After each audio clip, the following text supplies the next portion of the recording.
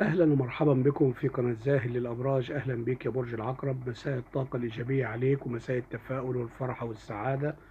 أهلا بك مرة ثانية يا برج العقرب. النهاردة هنتكلم عن قراءة تفصيلية لحياتك المهنية والعاطفية والصحية، وكمان هنتكلم عن باب العلاقات الاجتماعية. برج العقرب، القراءة دي قراءة عامة لشهر يونيو، تنفع للرجال والسيدات. لو أول مرة تشوف القناة شرفني بالاشتراك وفعل زر الجرس ودوس على اللايك ليصلك كل ما هو جديد.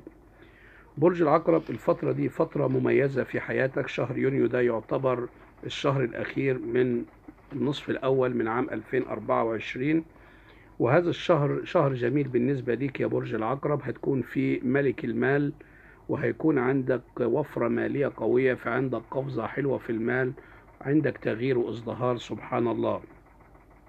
برج العقرب، أنا عايزك تاخد القراءة دي عن البشارة أو رسالة تبشير أو رسالة فرحة ليك، بمعنى انك تاخد هذه الطاقة الايجابية في حياتك لهذا الشهر. تدخل الشهر كده وانت عندك طاقة ايجابية، بان هيكون عندك وفرة مالية، وهيكون عندك استقرار وهدوء عاطفي، لان لا يعلم الغيب الا الله وحده. فخد البشرة دي وادخل بالطاقة الايجابية دي علشان ترفع معنوياتك، وابعد عن المتشائمين اللي هم بيحاولوا ان هم يسددوا الابواب الحلوة امامك.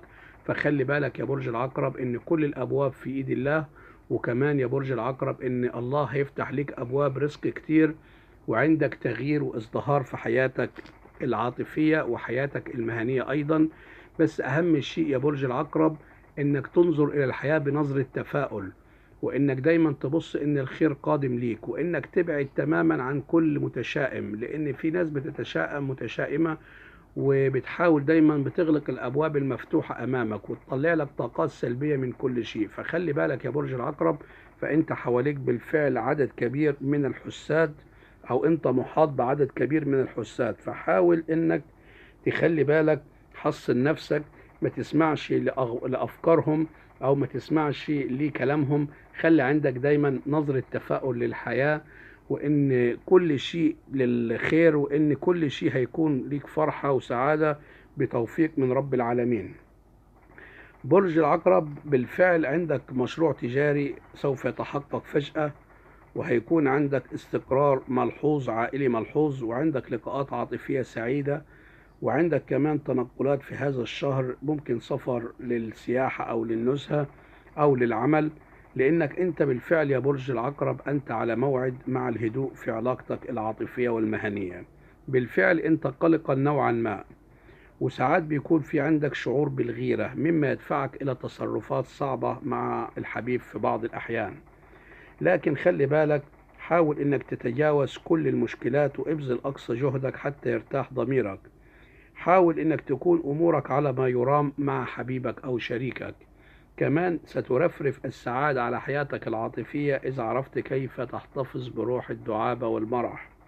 في عندك تغيير جذري بالفعل، عندك مال قادم إليك، عندك كمان باب رزق جديد وفرصة تعوضك الماضي، في عندك تعويض رباني، وفي عندك خطوة فيها سعادتك. ممكن يكون إقبالك على مشروع جديد، ممكن يكون إقبالك على وظيفة جديدة، ممكن يكون عندك هتشارك حد في مشروع تجاري.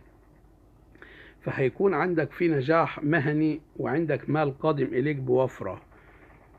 برج العقرب، كمان آن الأوان لإعادة المية إلى مجاريها مع علاقتك مع حبيبك أو مع أصدقائك أو مع أقربائك أو مع زملائك، لأنك بالفعل كنت الفترة الأخيرة دي قلقا نوعا ما، ولكن ده بسبب قلة الثقة.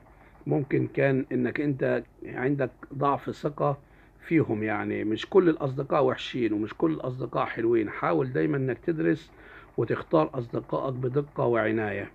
برج كمان العقرب، خلي بالك في رسائل هتصلك بأخبار سعيدة، ممكن تكون علاوة، ممكن تكون ترقية، ممكن يكون أرباح، ممكن يكون في بيع لأشياء أنت بتبيعها، مثلا أرض، بيت، أو شراء عقار أو شقة. كمان في عندك بالفعل يعني نصيحة دايما أحب أقولها لأصحاب برج العقرب، إن الحياة حلوة حينما تنظر إليها بتفاؤل، وقاسية إذا تعودت على ارتداء النظارة السوداء التي تحجب عنك الرؤية. لأن بالفعل الحياة حلوة يا برج العقرب، بس خلي عندك مرونة، خلي عندك حيوية. ربما تكون ساعات مخطئا في تصورك نحو العمل أو نحو حياتك الزوجية أو نحو حبيبك، فخلي بالك، ابتعد عن الشك وابتعد عن الغيرة والأوهام، وارمي كله ورا ظهرك، وحاول انه تتمسك بنجاحك وبحبك، ولن يحدث ما يعكر صفو حياتك. دايما خلي بالك الأهداف اللي انت بتشوفها بعيدة يا برج العقرب، سواء أهداف مالية أو صحية أو عاطفية، ربما تكون قريبة منك جدا، ولكن تمسك بأنك تنجح في حياتك بقوة إيمانك. خلي بالك يا برج العقرب إن لن يعود الماضي الضائع ولن يفيد الأمل الخائب. ابدأ من جديد، ربما يسعدك الحظ مرة أخرى.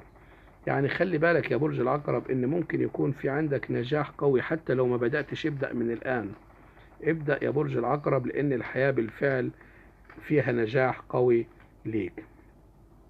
تصرف يا برج العقرب دون خوف، فالنجاح ينتظرك في كل خطوة من خطواتك.